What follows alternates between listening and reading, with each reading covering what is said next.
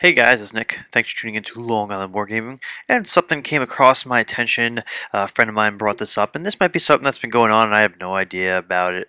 Or this could be total news to you too. But apparently, there are a bunch of additional Games Workshop stores opening here in the United States. And I find that very curious, and that came to my attention when a listing came up by me here on Long Island, about 5 minutes from where I work and about 15 minutes from where I live.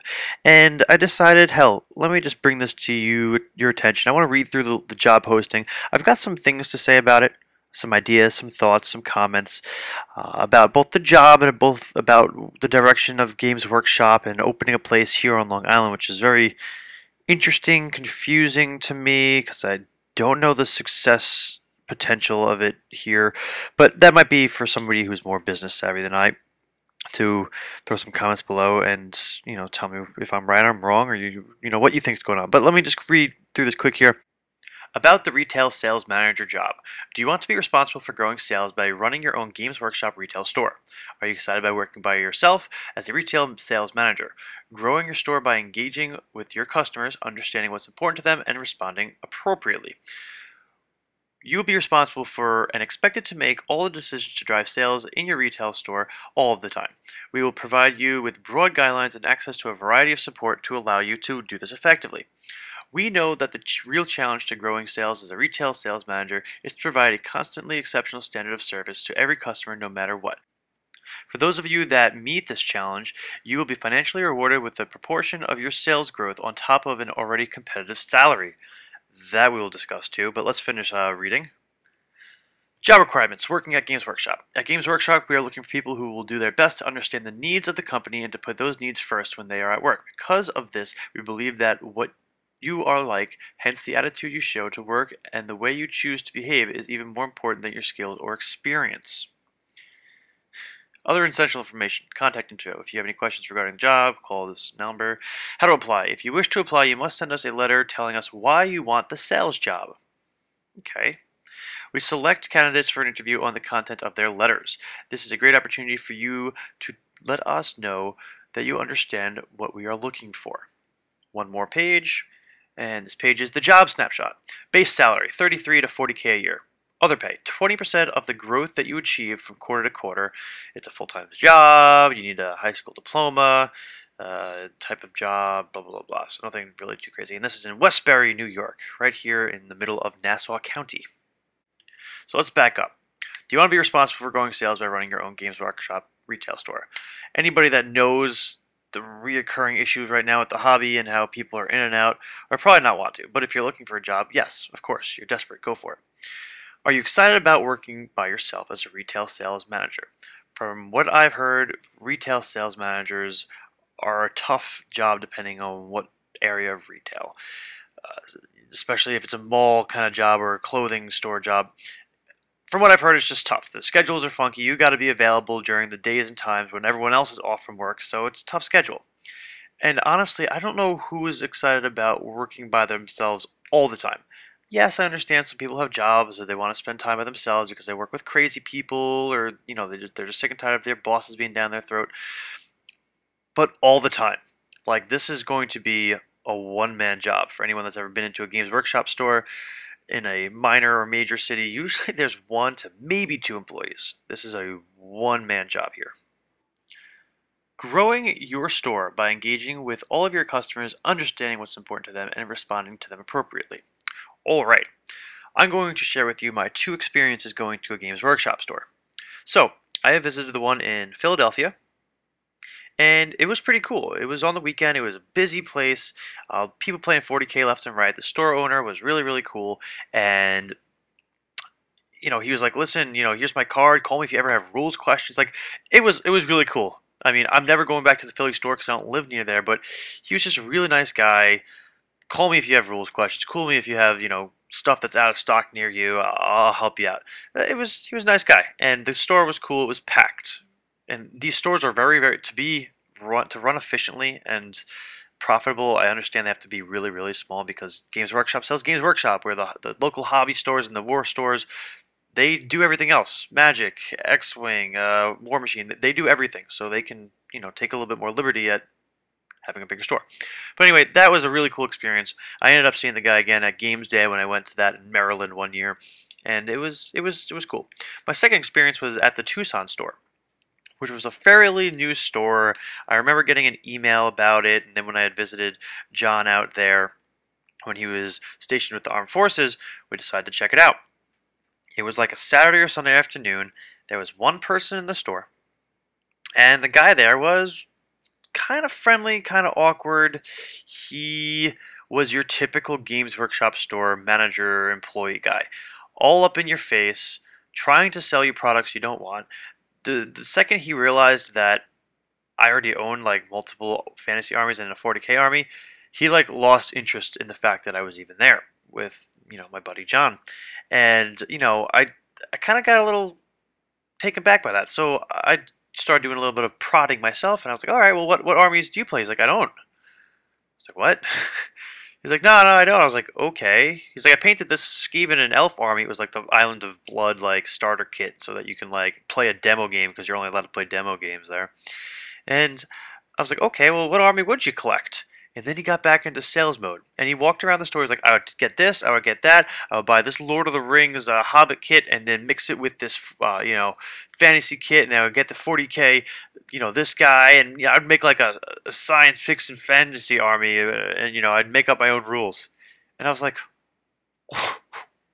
okay, seriously, that's really?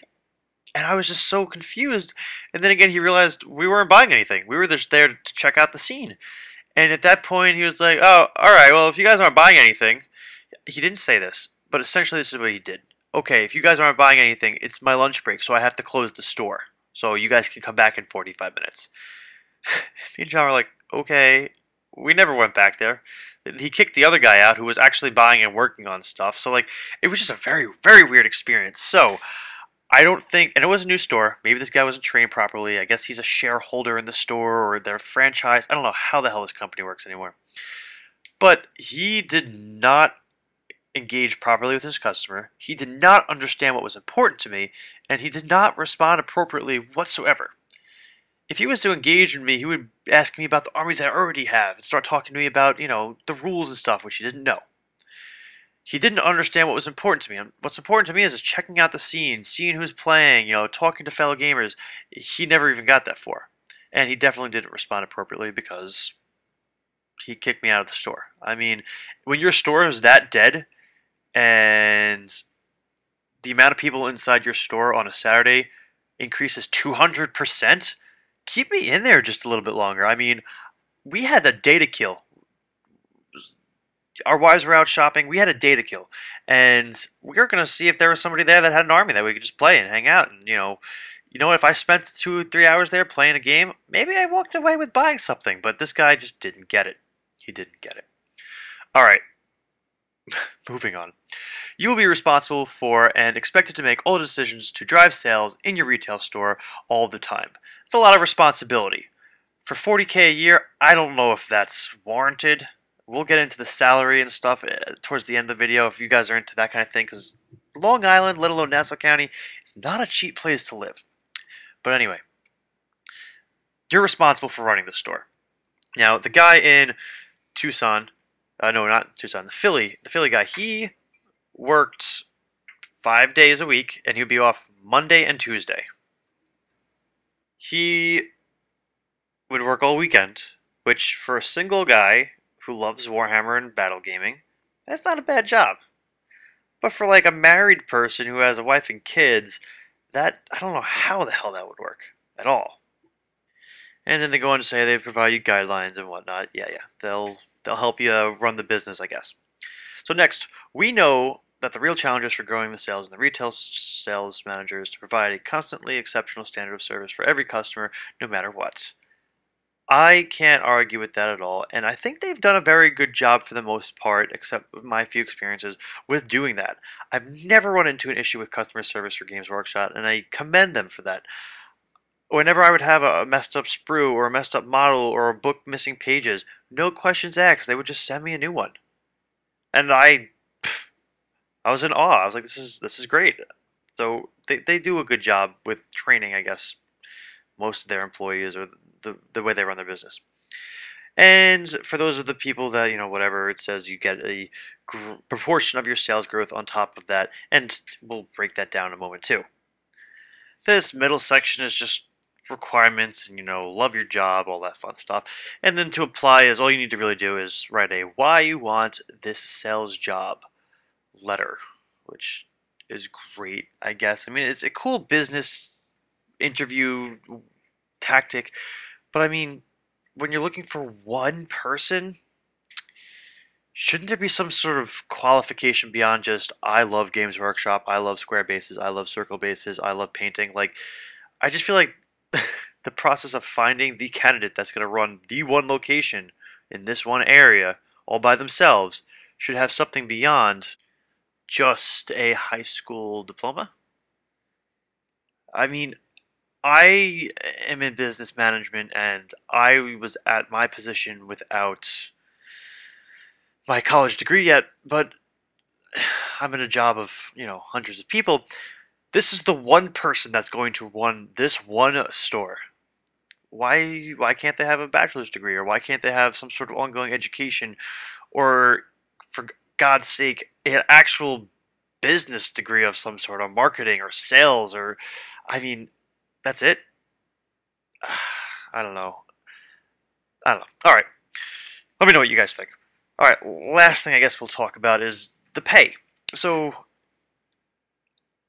it's 33 to 40 grand a year plus 20% of the growth from quarter to quarter. Now to me, because I get paid a reasonable salary, and then a lot of the rest of my income is based on my personal and my partner at our location, our success in sales and net profit, and all the different numbers and statistics, and we get a rather sizable bonus from that.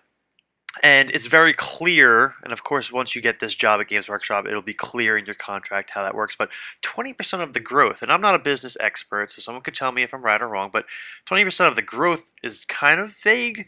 I mean, if it was like 20% of your gross income or 20% of your net income, that would be a little bit more precise. But let's say we make $100,000 this year, and the next year you make $110,000. Is the growth just that 10 grand? Are you going to get 20% of 10 grand? I mean, $2,000 is nice, but it's not going to make up for the fact that you're only getting paid 30 to 40 grand a year. But if it's just a straight up net income figure, because this business, I can't see it making a lot of money, especially in my part of the island where there's so many hobby shops, not so many, but a handful, that will sell you the stuff below MSRP, but also have a following, a club of people, other games, sometimes alcohol. Like, there's just a lot in these places that have things going for them, where Games Workshop is just, so simple in what you can do there. But let's say it is a net profit number and the place nets, I don't know, I can't even. I'll back up. When I went to Tucson, the guy was very open with telling me his sales, which made no sense to me. And he said the month that he was there, they made about 10 grand in sales. I don't know if that's good for them or bad for them. It was around the holidays, so it's probably a little bit more than usual. But for argument's sake, let's say they do that regularly for a 12-month year, they make $120,000 gross income. Let's say we pay the guy his salary, which is $40,000, we'll say, and I'll pull a number out of thin air for overhead and upkeep and whatnot. 30 grand throughout the year. That leaves you $50,000 net income for the location site, which to Games Workshop that might be great, but for the individual guy, let me pull out my calculator. $50,000 times 0.2. I mean, an extra 10 grand, making his salary from $40,000 to $50,000. That might be decent. That might be decent. In parts of the country that you can survive on that kind of income, especially while spending all your free and family time at this friggin' shop Friday, Saturday, and Sunday. So let me go over location. So right here, I'm in Nassau County, the yellow place right here, and that's where the store is going, essentially in the middle of Nassau County. And you can see we're near Manhattan and Queens. It's an expensive, dense place, so there will be potential with customers. telling you, the game stores that are already out here are so much cooler and better because the scene's just completely different. But anyway, salary, income. Nassau County in Suffolk County are probably the most expensive places in New York to live, let alone potentially the country. I'll link this article below just to give you some more detailed information. Not that I'm pulling things out of thin air, but it is it's prime real estate here, and you can see how close we are to Queens and Manhattan, New York City, Brooklyn, and it's an expensive place to live. So it keeps referring to a competitive salary in the listing, and 33 to 40 grand a year is not competitive. And let's say the place does net or gross enough money to make that 20% growth worthwhile.